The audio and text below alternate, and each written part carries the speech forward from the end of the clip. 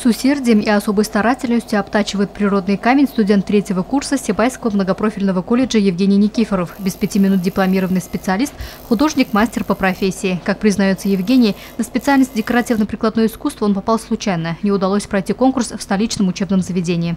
В итоге не получилось у меня поступить. Там были немного проблем с документацией. И я приехал в Сибай, я уже здесь жил, и пришел в колледж поступить.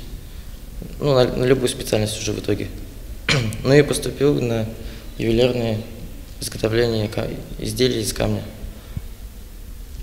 И в итоге у меня стало получаться, мне это стало нравиться.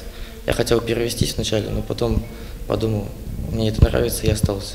Остался и ничуть не пожалел об этом. Обтачивание природного камня увлекло студента настолько, что Евгений оказался лучшим не только среди своих однокурсников, но и на престижном чемпионате России по профессиональному мастерству по стандартам WorldSkills.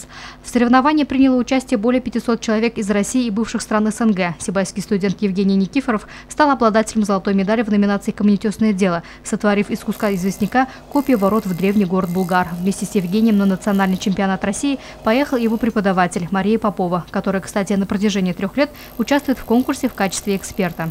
Им давалось одно задание на всех, и размеры камня давались одинаковые, но инструмент они уже привозили свой. И свою сноровку, подготовку и свои умения.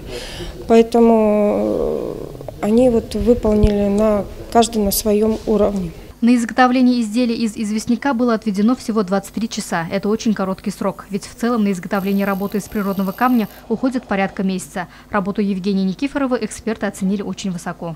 Все эксперты однозначно сказали, что у Евгения уровень очень высокий. Ему поставили очень высокие баллы. Внешне там оценивалось еще и внешнее впечатление баллы. Поэтому он и победил. Победил сильнейший. Ребятам очень интересно было именно соревноваться, поехать, увидеть город Казань, Тольятти. Позапрошлом году мы также ездили в Германию, Лейпциг. И, возможно, в этом году предстоит участие в мировом чемпионате в Бразилии. Сейчас идут организационные вопросы, это должно быть в августе уже этого года. Специальность декоративно-прикладное искусство в многопрофильном колледже открылась в 1996 году. За это время выпущено порядка 400 специалистов.